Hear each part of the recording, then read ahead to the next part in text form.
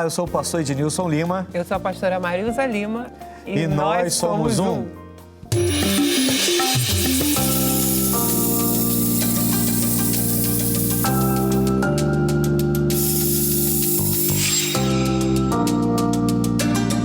Graças a Deus, estamos começando mais um Somos Um. E olha, hoje falando sobre gestão financeira no casamento. A gente vai ver um caso sério, né? Que o contrário, né? O pessoal geralmente, filha, diz que a mulher é esbanjadora, né? Hoje não. Hoje não, né? Hoje não. Nesse caso aqui, parece que o homem que é esbanjador e a mulher que é mais controlada, mas eles estão com dificuldade de gestão nessa vida financeira e por isso se endividaram e precisam muito de ajuda e acho até que deve ser uma situação, infelizmente, comum na vida de muito casal, né? Porque quando um dos dois tem essa dificuldade, termina tendo problemas na gestão pela vida financeira. Roda aí pra gente. Meu nome é Carol e preciso de uma ajuda, pastores. Sempre fui cuidadosa em relação ao dinheiro, pois meus pais me ensinaram a importância de saber como usá-lo. Meu esposo, por outro lado, é bem diferente nesse sentido. Ele sempre acha que podemos comprar tudo e depois dar um jeito de pagar. Por conta disso, hoje estamos com algumas dívidas. Eu entendo que ele quer me proporcionar uma vida boa, e algumas dessas dívidas ele fez até pensando em mim, mas isso acaba impactando toda a nossa família. Não recebemos o bastante para arcar com todas as contas e ainda pagar as dívidas, e assim o mês entra e sai e nunca conseguimos quitar tudo que devemos. Isso já está afetando o nosso casamento e não sei como lidar. Caramba, termina afetando o casamento. Que coisa séria, né, filha? Pois Quer dizer, não tem como não afetar, né? Mas aí entram questões e a gente vai aproveitar o que está acontecendo com a Carol até para instruir pessoas, para prevenir. Porque a palavra, ela nos ensina a sermos pessoas prudentes. O prudente é aquele que vê o buraco e desvia do buraco. Ele não cai no buraco e fica, ai, socorro, socorro. Ele vê o buraco e ele desvia. Essa é a pessoa prudente. Então, hoje aqui, a gente vai, sim, tentar ajudar a Carol, mas a gente também vai ajudar a tantos e tantos jovens e jovens casais que estão aí já próximos ao casamento, até para preveni-los, para que isso não aconteça com eles também. Uma coisa muito importante, a Carol, ela fala que ela sempre foi controlada no que diz respeito à parte financeira. Sim. Sempre. Ela aprendeu com os pais dela e ela levou isso para o casamento. Só que ela casa com o oposto dela.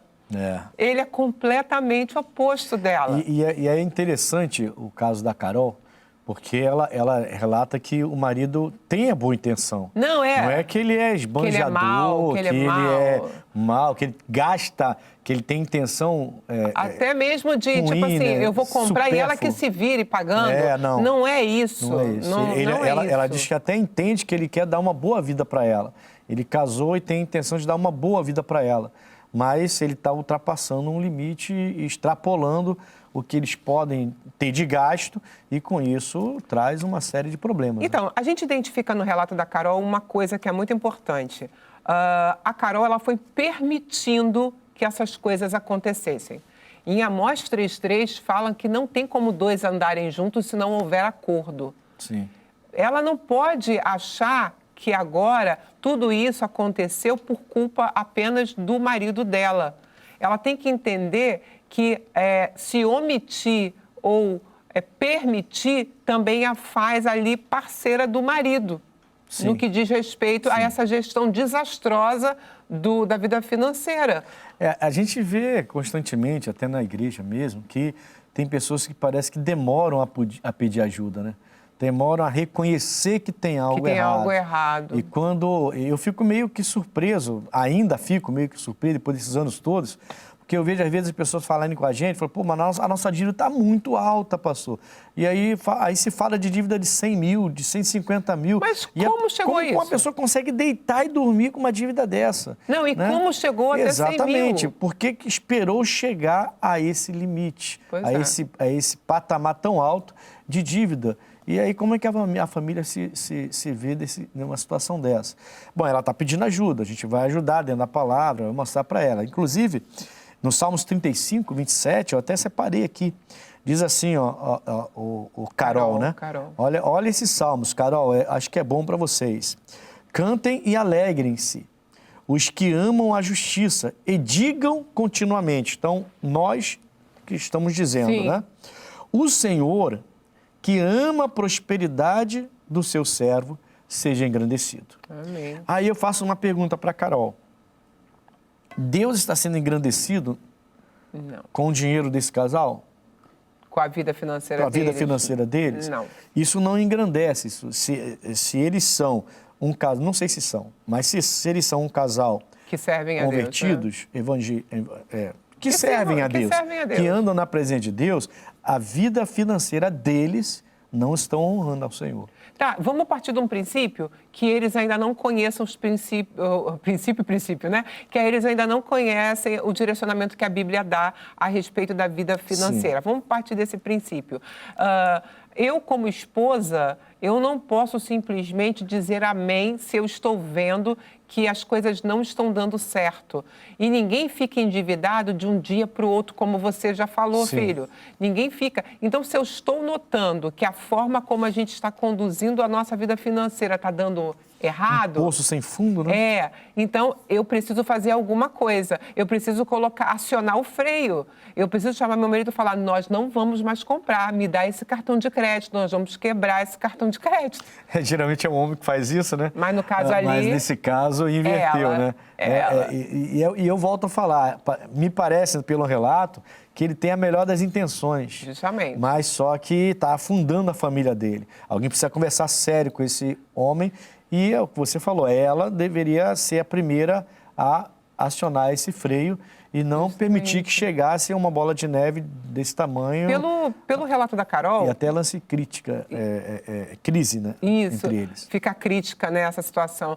A Carol, ela relata pra gente, pelo relato dela, a gente vê que ela é uma pessoa que sabe lidar com a parte financeira. Né? E isso deveria ser algo que ela deveria colocar em prática e não ficar ali inibida ou achar que ela não pode ou não deve. Mas quando a gente nota que o navio está naufragando, a gente tem que fazer alguma coisa. A gente tem que fazer alguma coisa, tomar alguma atitude. E se o marido dela não a ouve, aí ela tem que pedir ajuda. Por isso que eu trouxe esse Salmos 35, 27 para Carol, Salmos 35, 27, porque Deus ama a prosperidade do servo dele. Quer dizer, se ele ama quando um servo dele prospera. Quando você administra bem o seu dinheiro, quando você consegue viver com o que você tem, quando você é humilde o bastante para viver com o que tem, né? Porque tem pessoas que estão vivendo essa situação aí, né? Muitas situações que eles passam, muitas pessoas passando pelo que eles estão passando, passam porque querem viver uma coisa que ainda não tem. Entendeu? É isso mesmo. Quer dizer, eles querem viver uma coisa que ainda não tem. Ele quer viver uma coisa que ele ainda não é. Um dia ele vai ser, eu creio, tomara que seja, mas ele ainda não é. Então, se eu posso lhe dar uma joia para agradar você, no dia do seu aniversário, ou em qualquer outra data, como eu faço de vez em quando, não espero o seu aniversário para te dar alguma coisa, eu tenho que saber onde eu vou colocar a mão.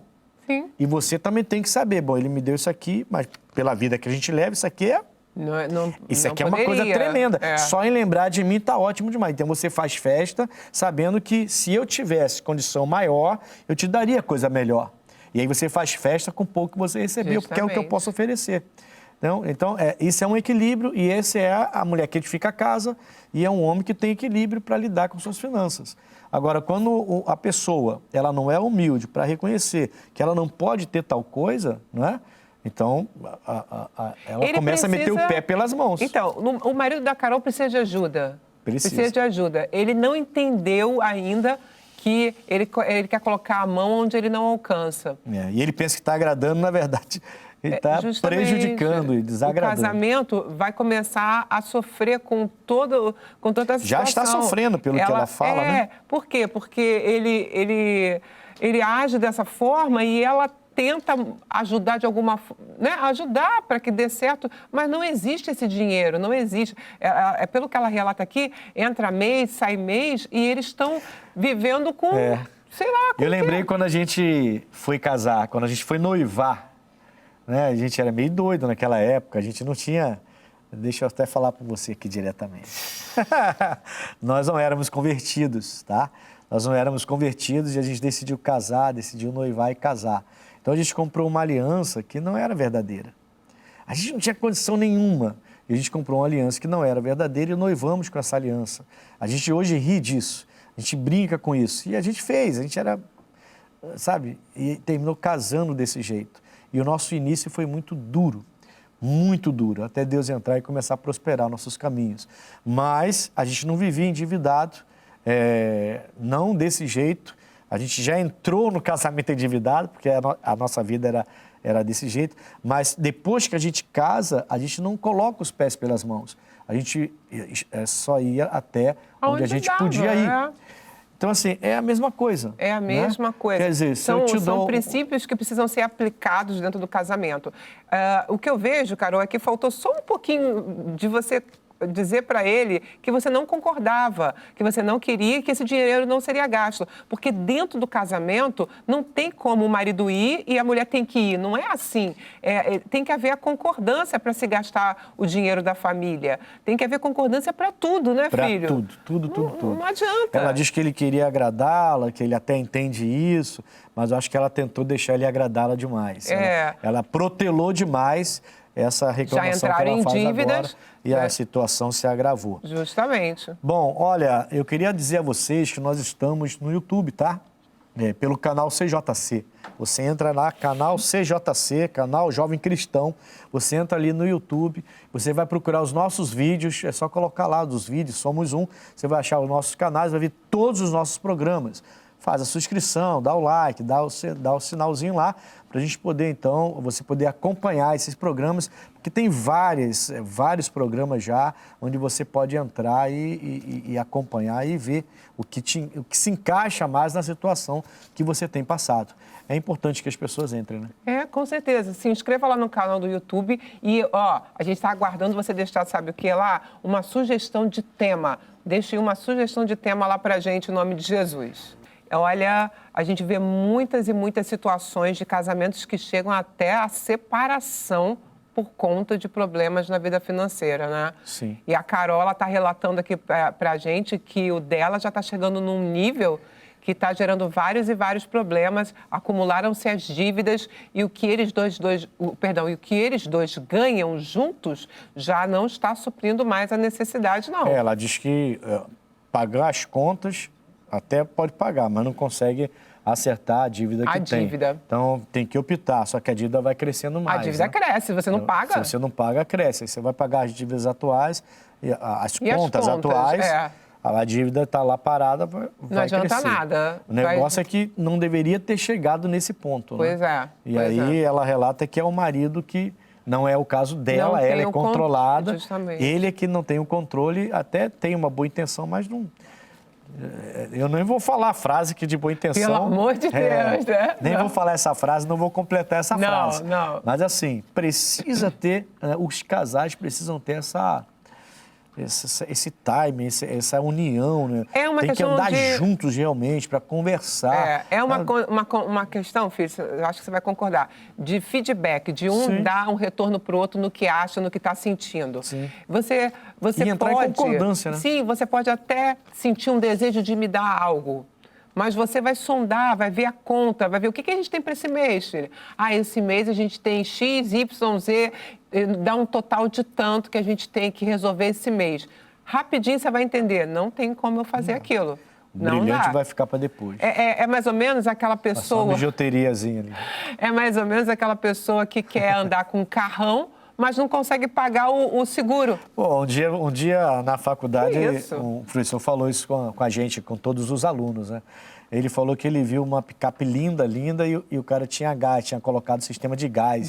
Aí ele falou assim, poxa, se você não pode bancar uma gasolina de um carro, então para que comprar uma picape dessa? Compra um carro baratinho. Agora você bota uma picape dessa e estraga, botando o sistema de gás e tira a originalidade do carro.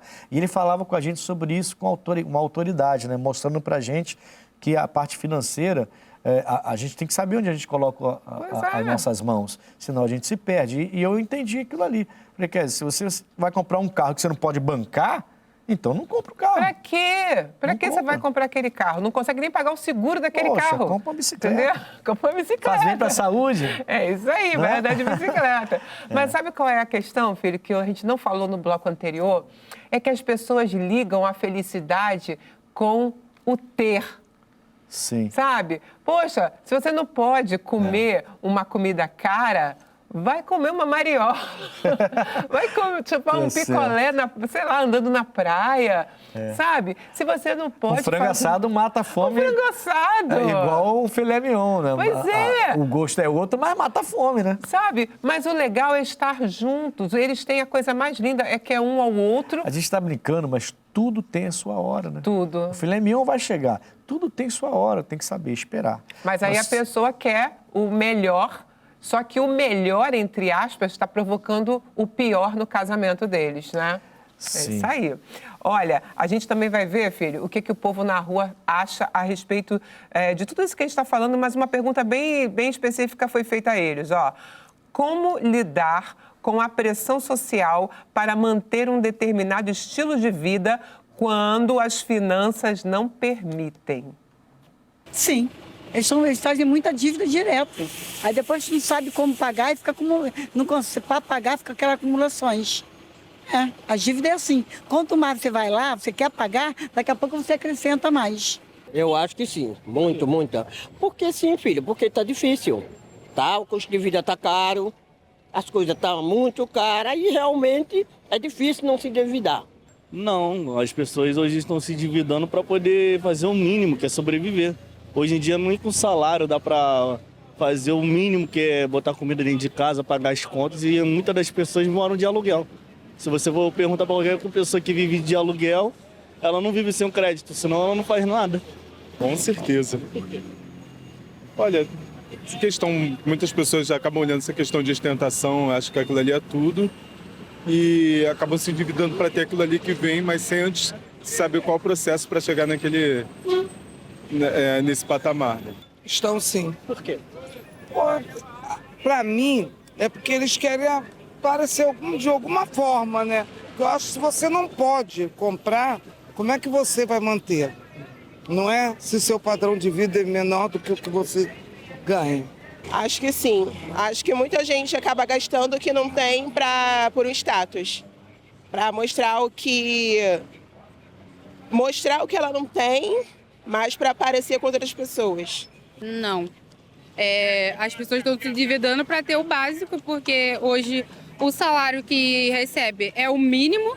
Então, pessoas têm aluguel, casa, coisas para comprar e acaba que o salário não dá para toda a despesa que ela tem. Então, é para ter o básico. Porque se fosse maior do que isso, ia ter que ter, sei lá, e pegar um empréstimo e não pagava nunca mais. Quer dizer, você vê que a ostentação, ela não existe pra gente, sabe? Se você é um cristão, principalmente, você sabe que a Bíblia fala muito mais de dinheiro do que de salvação? Deus tem uma preocupação com o seu dinheiro, Deus tem uma preocupação em administrar o seu dinheiro, em abençoar o seu dinheiro. Não é à toa que a Bíblia fala, tem mais de 2.000 versículos falando de dinheiro. Na Bíblia fala muito mais de dinheiro do que de salvação, que é o nosso bem maior, a vida eterna. Então, você não pode cair nessa. Você vê que algumas pessoas, a maioria, né, entendeu que eu não posso gastar além do que eu posso gastar para ostentar uma situação que eu não tenho condição de ter. Só porque a sociedade me força a isso, só porque o local que eu ando, as pessoas com quem eu ando me forçam a isso. É muito comum até, infelizmente, filho, a gente ver que, por exemplo, se a gente é casado e a gente está vivendo no meio de pessoas também casadas, mas pessoas que já são bem-sucedidas, então a gente não quer ficar para trás. Aí a gente quer mostrar para eles que nós também temos uma condição. Só que aquela pessoa tem a condição porque ela realmente tem condição de ter aquilo ali. E a pessoa, então, ela prepara vai maquiar toda uma situação para mostrar que tem também, e aí ela se endivida toda. E algumas pessoas fazem isso por pura vergonha de admitir quem elas são naquele momento. Ou vergonha e vaidade. Não, ela também, mas elas têm vergonha do que elas são. Sabe, eu agora sou uma pessoa de classe média baixa. Porque ela se compara ao outro, né? sabe? E aí elas acham assim, não, mas o que vão pensar? Não, eu tenho que fazer. E a pessoa se endivida para usar uma roupa que ela não tem condição de pagar agora. E são Entendeu? coisas assim absurdas, porque às vezes é um relógio, é um tênis, é uma coisa que nem é tão assim, não deveria gerar uma coisa, como é que eu vou dizer, um ciúme, uma inveja, né? Mas mesmo assim, a pessoa está tão ligada a essa coisa de posição, de situação, de querer demonstrar igualdade a outra pessoa, não querer parecer ser inferior, que ela termina se rendendo a isso. todo, Ela se e de rende a repente isso. vai comprar um tênis que vai deixar ela endividada por 2 anos para pagar um tênis. Quer dizer, uma coisa celular, simples, celular. Troca de, eu vou trocar meu iPhone, agora eu vou pegar o próximo. Aí quando você vai ver o próximo tem uma coisinha de diferente. E você nunca vai usar. Entendeu? Uma coisinha. Mas a pessoa tem que ter aquele iPhone. Então, ela não ganha para isso, mas ela vai se endividar toda para ela poder ter o tal do iPhone. Então, é mais, como falaram ali, para mostrar alguma coisa para alguém do Sim. que propriamente necessidade. É a pressão social, né? Sim. É a pressão que a sociedade impõe, mas essa pressão só é imposta para quem permite. Sim. Porque se eu vivo numa sociedade cheia de ostentação, eu é que tenho que me controlar, né? E não me permitir ser influenciado por essa sociedade, depois me enrolar todo, que vai trazer crise no casamento, problema, como é o caso aqui. Amor. E tudo, amor, eu já vi pessoas que elas se organizam. O casal, eu já vi isso, e é tão bonitinho. O casal, os dois ganham um salário que não é tão essas coisas todas, mas eles querem comer em tal lugar, eles têm uma vontade de passear lá em tal lugar. É uma questão de organização. Eu vou me organizar, vou pagando aquela viagem. Um dia eu vou, mas eu não tenho como meter os pés pelas mãos e fazer uma coisa agora que eu não tenho dinheiro agora para fazer. Né? A gente não está aqui criticando quem faz. A gente está criticando quem não tem condições de fazer e quer fazer. Sim, sim. Né? Então você se prepara, se organiza e faz, que realize o seu sonho, mas de uma maneira organizada, para depois não trazer crise para o casamento, problema para os seus filhos, problema para o seu casamento. Eu falo muito sobre isso. É igual aquela pessoa que ela vai tendo um filho atrás do outro, mas ela não tem condição financeira para isso. Sim. E aí, como que você gasta... Criança pequena, meu Deus, gasta muito. Então, Gasta tudo demais. é organização, né? Tem uma pergunta aqui também, que é bem interessante para a gente estar aqui analisando isso aqui. Bastante. Olha, pegar empréstimo é errado? Meu Deus do céu. Na lei é errado? Deuteronômio 28, Deuteronômio 28, no final do versículo 12, diz, emprestarás a muita gente, porém tu não tomarás emprestado. Ai, meu Deus. É forte, né? Lógico, a gente não vive na lei, a gente vive na graça de Deus. Bom, eu vou dar a minha opinião. Eu penso o seguinte, se você vai a um órgão oficial, um banco, um órgão oficial, não a um agiota que vai pagar com usura. Com usura. A Bíblia é contra a usura. A né? usura. Mas se você vai a um local... Uma instituição que é própria para isso. E aí você faz o empréstimo, tá? Você faz o empréstimo. E você paga em dia aquele valor, aquela mensalidade que você acordou com essa instituição. Uhum. Então você não está devendo nada.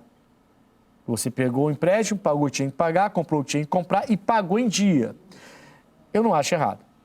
Mas sabe aquela não acho que seja o ideal. Mas você sabe aquela questão da pessoa que ela pega o empréstimo, ela sabe que ela não vai resolver... Porque ela vai pega empréstimo para tampar pagar um outro buraco. empréstimo, que vai pagar outro empréstimo E ela não resolve nada, a vida dela continua não é do disso mesmo que a gente jeito. está falando. Justamente. Mas a gente está só respondendo se é errado ou não. Sim. Né? Então, Esse é um ponto, né? Não seria errado.